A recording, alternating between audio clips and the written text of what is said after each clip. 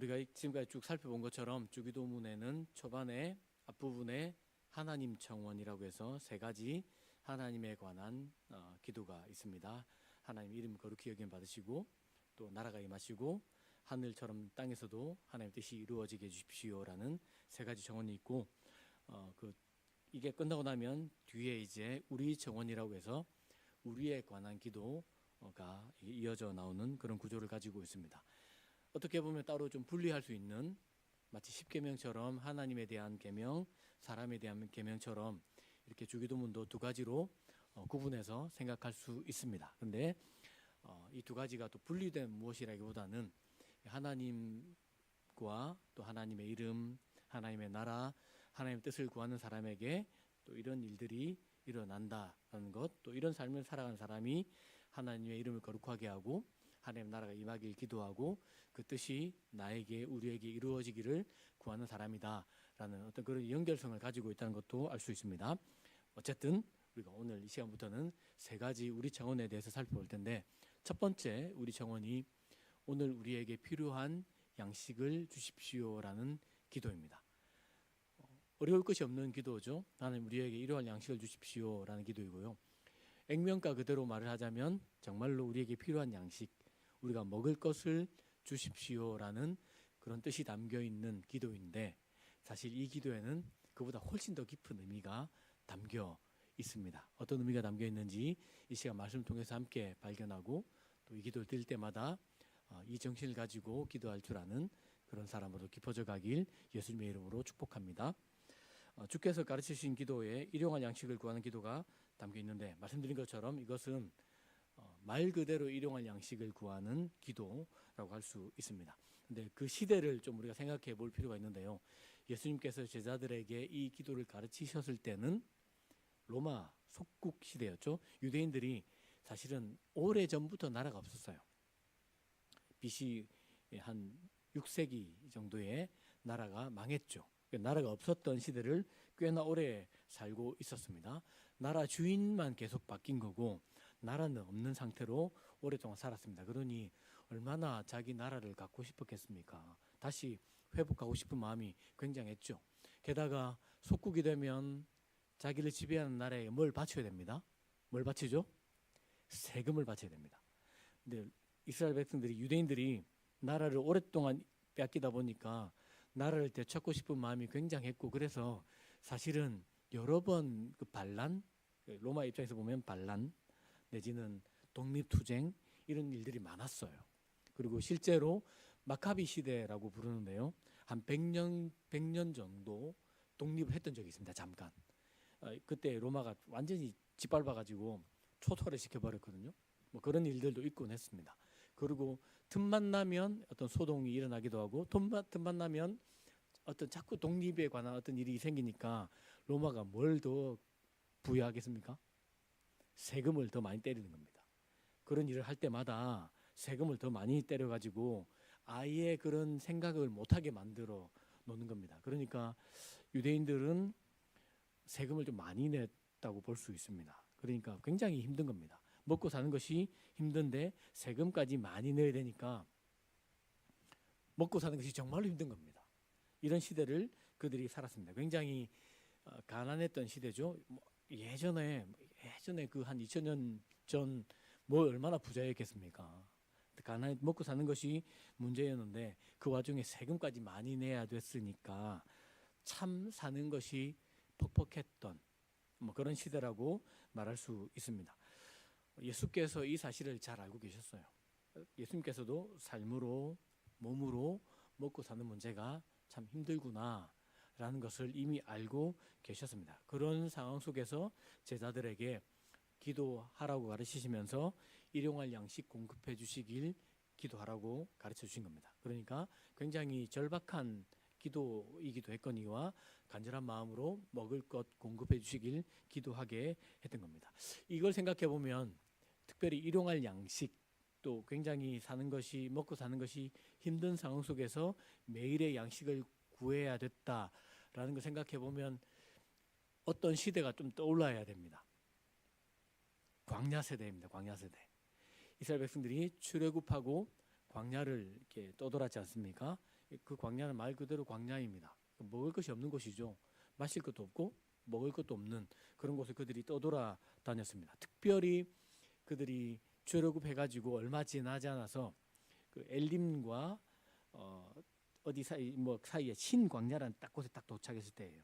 엘림을 지나서 시내산을 가야 되는데 엘림을 지나서 시내산 가기 전에 이름이 신광야예요. 신광야에 딱 도착했을 때입니다. 그러니까 제법 좀 시간이 지났죠. 그러니까 이스라엘 백성들이 애굽에서 가지고 나왔던 음식을 다 먹었을 때가 아닐까 싶습니다. 충분히 그럴 수 있습니다. 그리고 그들은 도착한 곳이 광야예요. 신광야. 그러니까 그곳은 먹을 것이 없는 곳입니다. 그곳에 도착했을 때에 걱정이 되지 않겠습니까? 생각해 보십시오. 내가 부모를 모셔야 되고 처자식이 있는데 가지고 온 것을 다 먹었어요. 그런데 이제 막상 딱 도착한 곳은 신광야인 겁니다. 그리고 시내산으로 갈 텐데 그 거리와 여정은 뭐 제법 거리가 있는 겁니다. 그러니까 뭘 먹을지 도대체 뭘 마실지 딱 불안하게 되는 겁니다. 현실이 눈앞에 딱 보이면 이 지금 어쩌란 말이지? 라는 생각을 충분히 할 수 있었던 그런 시대였다고 할 수 있습니다. 그런 상황. 자, 그때 이스라엘 백성들이 원망을 해요. 갈 데가 없어서 우리 여기 데리고 와서 굶어 죽게 합니까? 애굽에 있을 때는 고기도 먹었습니다. 우리 이런 힘들었지만 먹을 것이 있었는데 지금 먹을 것도 다 떨어졌고 광야에 있으니 여기 와서 우리를 굶겨 죽일 생각입니까? 라는 식으로 모세와 아론에게 대들어요. 모세와 아론에게 대든 것이 아니고 실제로는 하나님께 대든 겁니다. 뭐 이런 식으로 하실 거면 왜 데리고 나왔냐? 먹고 마실 것이 없는 곳으로 왜 데리고 나와서 여기서 우리를 굶겨 죽이려는 겁니까? 라고 딱 했을 때에 하나님께서 하신 말씀이 있습니다. 그 말씀 우리 같이 한번 읽어보고 싶은데 화면에 뜰 겁니다. 같이 한번 읽겠습니다. 시작. 주님께서 모세에게 말씀하셨다.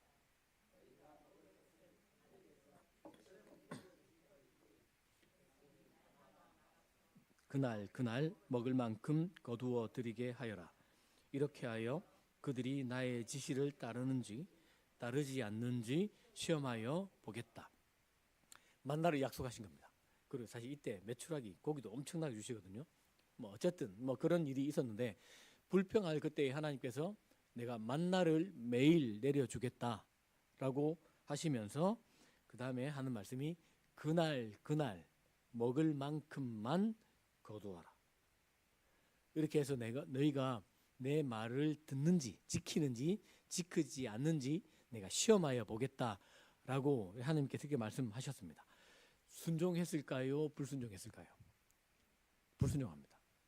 일단 매일 나가기가 귀찮았던지 어떤 사람은 겁나게 많이 거둬온 겁니다. 그래가지고 먹고도 남았어요. 다음날 아침 되니까 어떻게 됐죠? 썩어서 벌레가 났습니다. 냄새 나고 참 말 안 듣습니다. 그리고 하나님께서 6일째 되는 날에는 이틀치 거둬도 된다. 그 다음 날에는 그게 썩지 않을 거야. 안식일에는 거두지 마. 6일째는 2번 이틀치 거두어서 두고 하루 이틀치 먹어라 했는데 안식일날 거두러 간 사람이 있었겠습니까? 없었겠습니까? 있었습니다. 이 되게 어려운 말씀이 아니잖아요. 막 너무 어려워가지고 이해가 안 되는 말씀이 아니에요. 그날 일용할 양식 내려줄 테니 일용할 양식을 거두어서 먹으면 돼 라고 했는데 참 말 안 들어요. 말 안 듣습니다. 그래가지고 막 그날 구하지 않는 뭐 그런 모습도 보입니다. 근데 어쨌든 여기서 핵심은 하나님께서 그들을 먹이셨어요. 광야 40년 동안 매일 만나를 내리셔서 먹여 주셨습니다. 이스라엘 백성들은 뭘 해야 됩니까? 매일 이른 아침에 일찍 나가서 그 해가 뜨면 노가지가 없었거든요. 늦게 가면 안 돼요. 늦잠 자고 늘어지게 자고 난 다음에 거두러 가면 없습니다. 매일매일 먹을 것을 구하기 위해서 나가야 됐고 하나님 내려주시니까 그걸 거두어서 먹어야 하는 일을 해야 하는 겁니다. 일용할 양식을 하나님께서 공급해 주시고 이스라엘 백성들도 그걸 거두어 들여서 내려주시니 거두어 들여서 매일매일 그렇게 먹고 살아가게끔 하셨습니다. 여러분 이것이 어떤 의미가 왜 하나님이 매일매일 그렇게 하셨을까? 엉뚱한 질문처럼 보이지만 이 질문을 해야 되는 겁니다. 하나님께서 그날 거두어 들여서 먹으라고 하셨거든요. 왜 그렇게 하셨을까? 그 광야라는 생활, 일상생활이죠. 그들이 특별한 굉장히 어려운 삶을 살아가는 것이지만 그들에게는 그것이 일상이 됩니다. 그런데 하나님께서 일상에서 우리에게 필요한 것을 아시고 매일매일 공급해 주시겠다는 약속입니다. 그리고 공급해 주시지만 우리가 해야 될 일도 있다는 겁니다. 매일매일 그 하나님을 신뢰하면서 나가서 거두어들여서 먹어야 되는 일은 우리가 해야 되는 겁니다. 하나님이 밥까지 만들어서 입에 넣어주지 않는 겁니다. 내려주시면 그 하나님 신뢰하지만 신뢰하기 때문에 우리가 또 거두어들여서 매일의 삶을 하나님의 은혜에 기대해서 살아가게끔 뿐만 아니라 그러면서도 주도적으로 살아가게끔 하시려는 하나님의 의도를 우리가 발견할 수 있는 겁니다. 이것은 하나님이 우리의 가장 기초적인 일상에 관심 있으신 분임을 보여주는 겁니다. 그리고 우리 역시 일상을 신실하게 성실하게 하나님 신뢰하면서 살아가야 할 책임도 있다는 것을 보여주는 이야기입니다.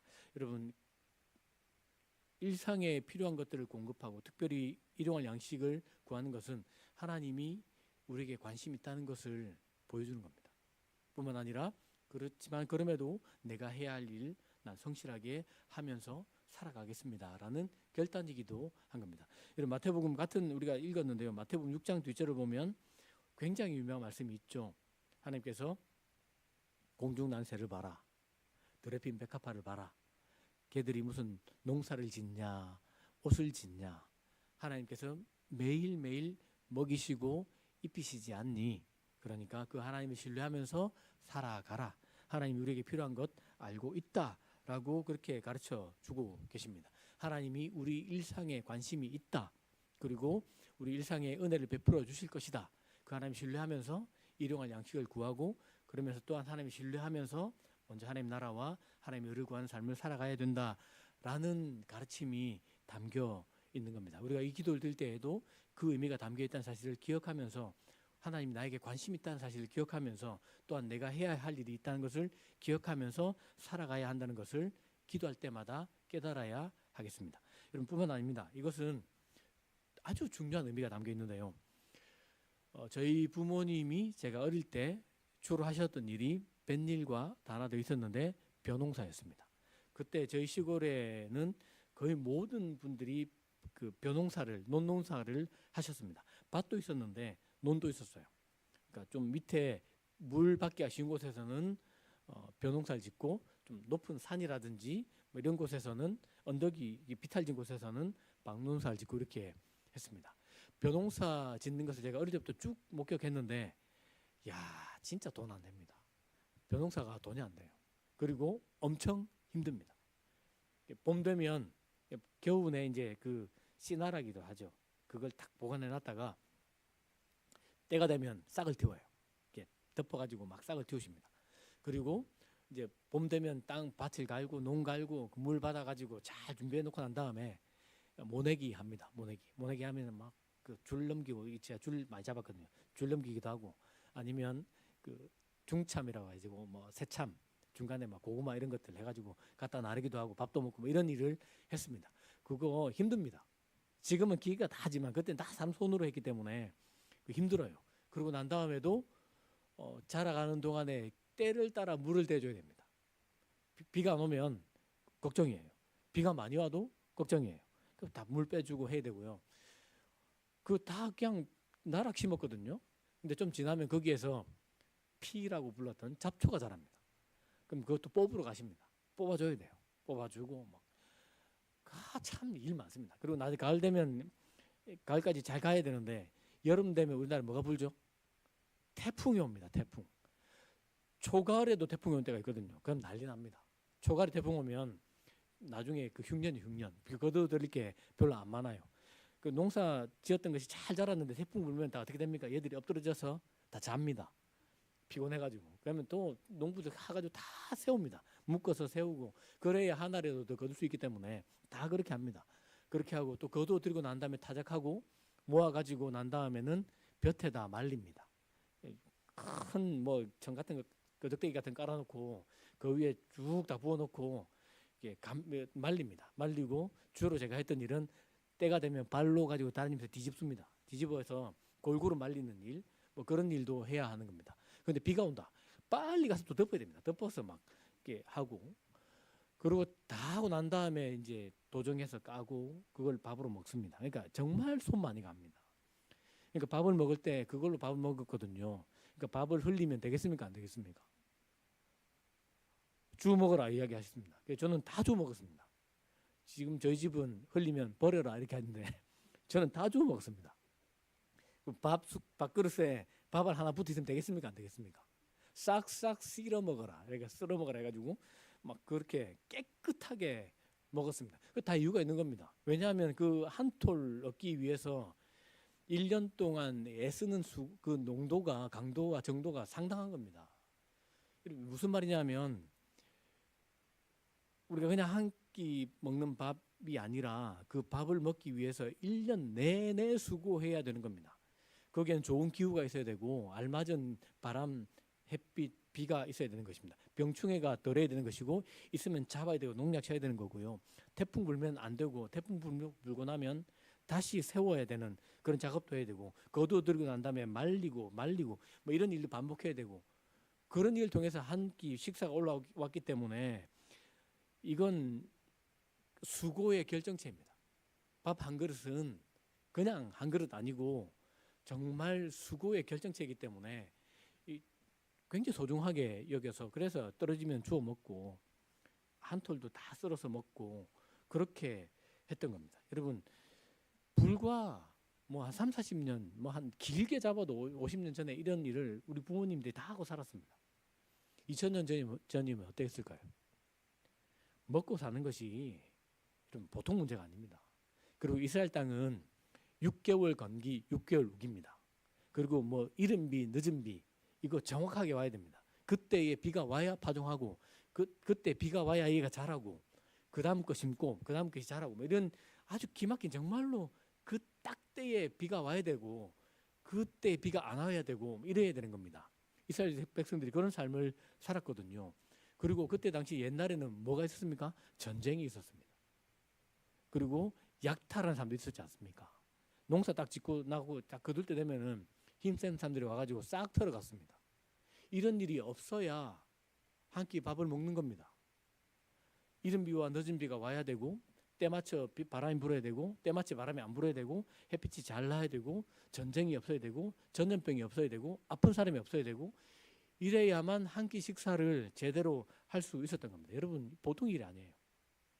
그 다음에 그때 당시에 보리나 밀을 뭘로 갈았습니까? 뭘로 껍질 깠습니까? 맷돌로 깠습니다. 맷돌. 혹시 맷돌질 해보신 분? 난 맷돌질 해봤다. 손을 들어 펴주십시오. 네, 있습니다. 쉽습니까? 혹시 맷돌질 1시간 정도 하면은 가뿐합니까? 힘듭니다.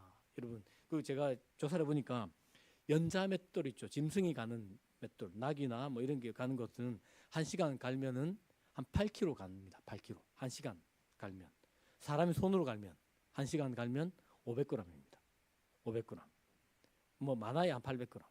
그런데 한 사람이 보통 뭐 한 500g 이상이 먹거든요. 하루 먹으려면 그걸 빵을 만들어 먹어야 되기 때문에. 그러니까 겁나게 갈아야 되는 겁니다. 진짜로. 엄청 힘들게 갈아야 되는 겁니다. 지금은 뭐 1인 가구가 많죠. 옛날에는 대가족입니다. 부모님 모시고 부부가 있고 그때는 할 수 있는 자녀를 많이 낳지 않습니까? 그러면 보통 그냥 기본적으로 한 가정에 한 10명씩 사는 겁니다. 적어도. 뭐 많은 좀 적으면 한 뭐 애가 안 나왔어 그러면 뭐 한 6명이 사는 거고 많이 낳았어 그러면 10명 이상 사는 겁니다. 제가 어릴 때 저희 동네에 가장 많이 애를 낳았던 집은 10명이었습니다. 10명 난 집도 있었습니다. 뭐 그럼 12명 사는 겁니다. 집안에. 와, 그 밥 먹으려면 장난 아니죠. 그리고 맷돌로 가려면은 아침부터 일어나 가지고 몇 시간씩 갈아야 그날 우리 식구들이 먹는 겁니다. 그날 열심히 갈아야 그날 우리 식구들이 다 먹는 거예요. 참 보통 일이 아닙니다. 그러니까 맷돌 가는 소리가 집집마다 들린다는 것은 먹을 것이 있다는 뜻이고 아픈 사람이 없다는 뜻이고 전쟁도 없다는 뜻이고 전염병도 없다는 뜻이에요.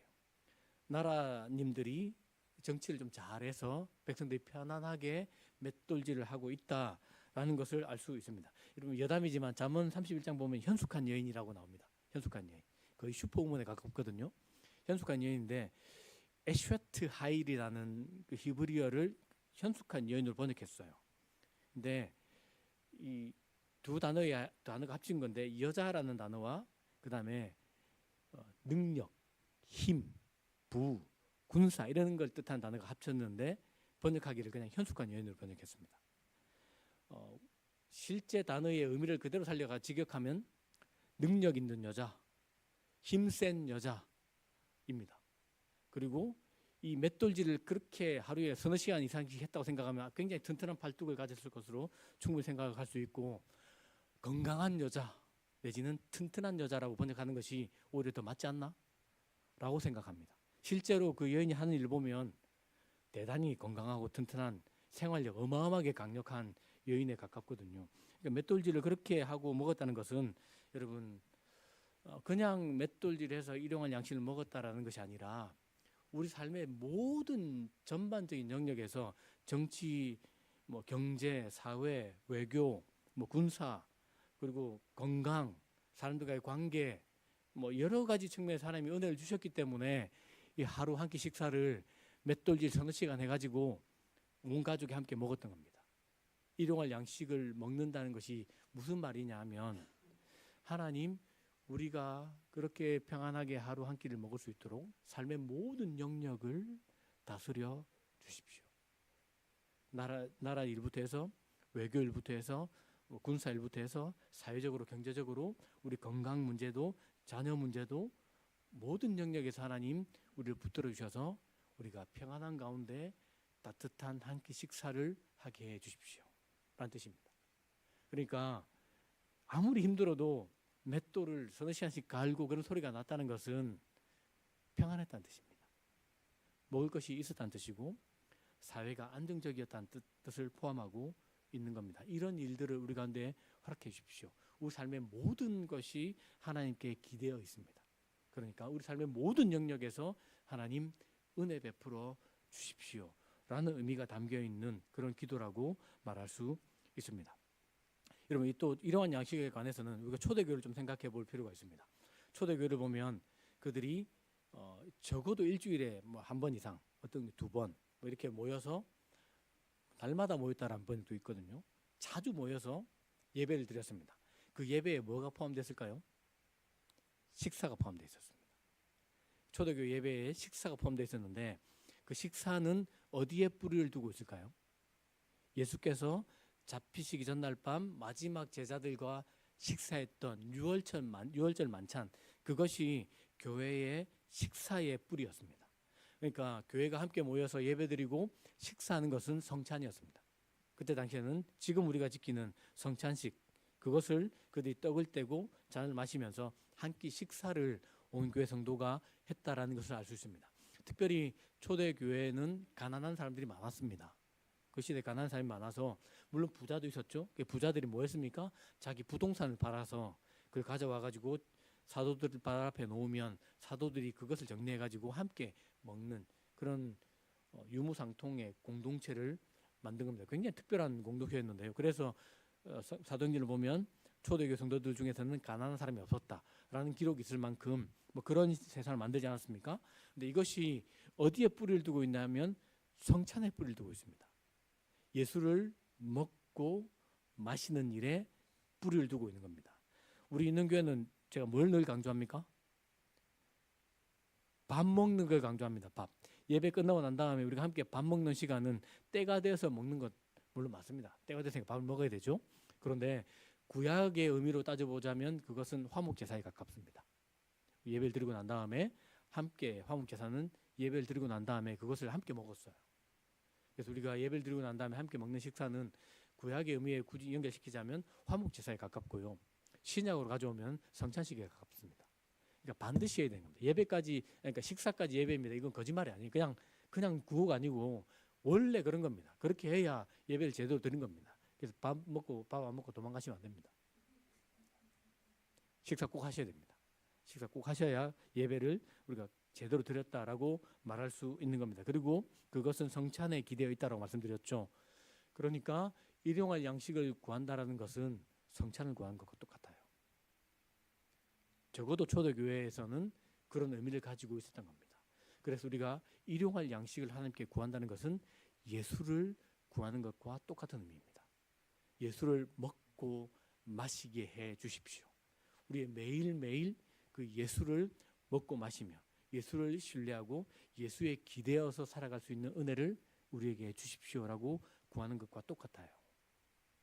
굉장한 의미가 담겨 있다라는 겁니다. 그리고 예수님은 요한복음 6장에서 자신을 하늘로부터 내려온 생명의 빵이라고 이야기하시죠.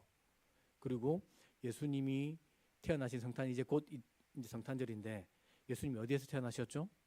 베들레헴이라는 곳에서 태어나셨고 말구유 위에 누이셨습니다. 베들레헴은 빵집이라는 뜻입니다. 빵집, 식당이에요. 그 도시 이름이 식당이에요. 그리고 예수께서 처음 누우셨던 곳이 말구유인데 그냥 우리에게 적용하자면 그 밥그릇 위에 누우신 겁니다.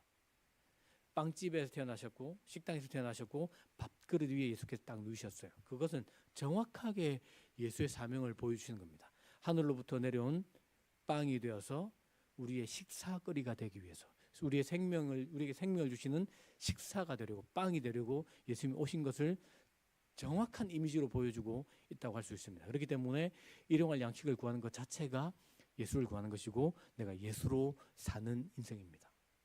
라는 고백이 담겨 있는 기도라고 하겠습니다. 우리가 그렇기 때문에 일용할 양식을 구할 때에는 그냥 일용할 양식을 구하는 것도 있지만 우리 모든 삶이 하나님께 기대어 있습니다라는 그런 기도이기도 하거니와 더 나아가서 나는 예수로 사는 인생입니다. 라는 고백까지 담겨 있다라고 말할 수 있습니다. 이제 마지막으로 하나만 더 살펴보고 싶은데요. 예수님께서 공생의 사역을 시작하실 때에 하셨던 굉장히 유명한 말씀과 사건이 있습니다. 예수께서 성령에 이끌려서 광야로 가셔서 40일을 금식하셨습니다. 혹시 40일 금식해 보신 분 계십니까? 그럼 난 나흘 금식해봤다. 나흘. 또 잘 없습니다. 난 네 끼를 연달아 한번 금식해봤다. 이것도 쉽지 않아요. 여러분 밥을 안 먹어보면 밥이 얼마나 맛있는지 먹는 시간이 얼마나 귀한지 알아요. 건강검진하려고 한 하루 이틀 굶어보면 먹는 것이 참 중요하구나 라는 것을 알게 돼요. 예수님이 40일을 굶주리셨습니다. 여러분 사람이 한 일주일 밥을 못 먹었으면 밥을 먹여야 됩니다. 밥을 못 먹어가지고 너무 배가 고파서 빵을 훔쳐 먹은 사람을 감옥에 집어넣으면 안 돼요. 장발장을 이렇게 집어넣지 않습니까? 그 사람은 집어넣을 게 아니라 일단 밥부터 먹어야 됩니다. 잘잘못을 따지기 전에 뭔가를 먹여서 이 사람이 살 수 있게끔 만들어 놓고 난 다음에 그래도 그러면 안 되는 겁니다 라고 말을 하든지 아니면 이 사회적 구조적인 문제를 좀 살펴봐야 될 필요가 있는 겁니다. 40일 동안 밥을 안 먹었으면 잘 보양해서 먹여야 되는 겁니다. 사탄이 근데 뭐합니까? 시험해요. 야, 네가 하나님의 아들이라면 이 돌 봐라, 떡처럼 생겼잖아, 빵처럼 생겼잖아. 그러니까 이거 만들어서 빵으로 먹어봐. 이런 말 하면 안 돼요. 사탄이 참 비겁하고 약삭빠르죠. 딱 그렇게 시험합니다. 근데 예수께서 그 시험을 거절하시면서 했던 아주 유명한 말씀이 있습니다. 신명기 말씀인데요. 신명기 말씀 인용한 것인데 그 말씀 같이 한번 읽어볼까요? 화면 보시면서 같이 읽겠습니다. 시작. 예수께서 대답하셨다. 성경에 기록하기를 사람이 빵으로만 살 것이 아니라 하나님의 입에서 나오는 모든 말씀으로 살 것이다 하였다.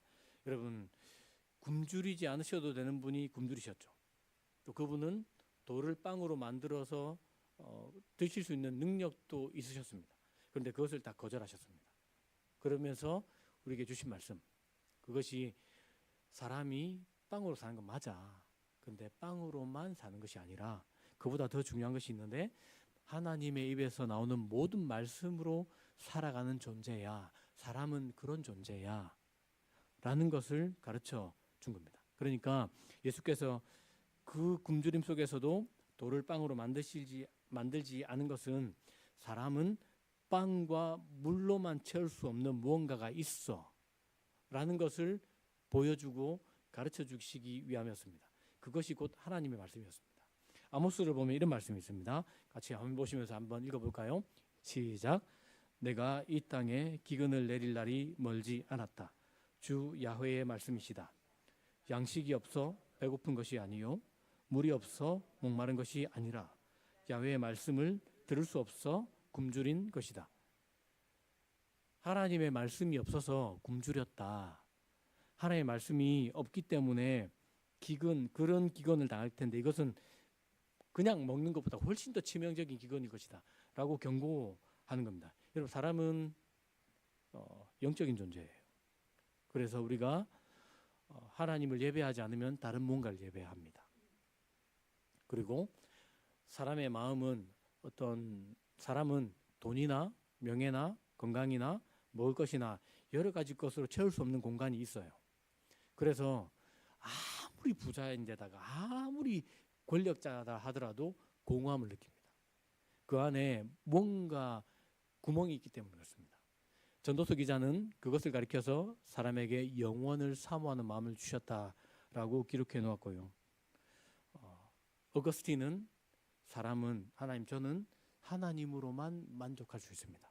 그래서 내가 하나님으로 채워지기 전에는 어디에서도 안식할 수 없습니다 라는 고백을 하기도 했습니다.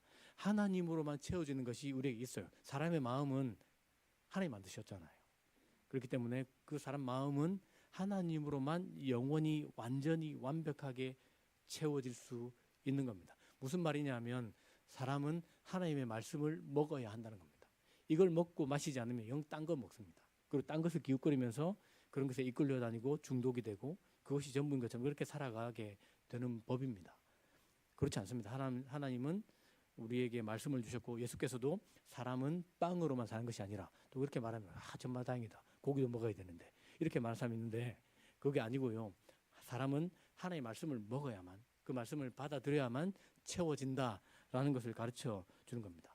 여러분 우리 있는 교회가 매일 하는 게 있죠.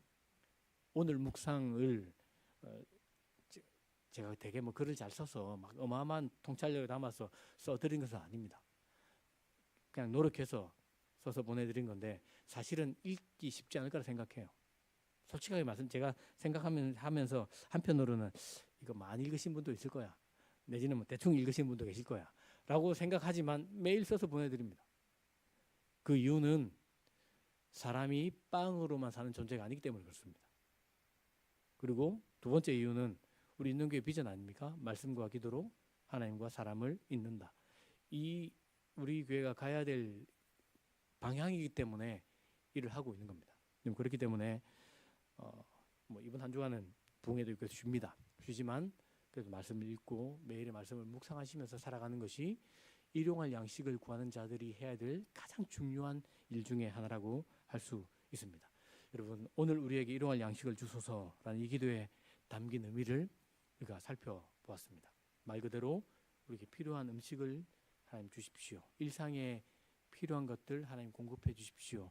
나의 삶이 하나님께 기대어 있습니다. 라는 고백이 담겨 있는 겁니다. 뿐만 아니라 더 나아가서 그 한 끼 식사는 우리의 모든 삶의 영역이 하나님의 은혜 가운데 있을 때에 편안한 가운데 한 끼 식사할 수 있는 것처럼 우리의 모든 삶을 하나님 붙들어 주시고 모든 영역을 주관해 주십시오라는 신앙의 고백이 담겨 있는 그런 기도이기도 합니다.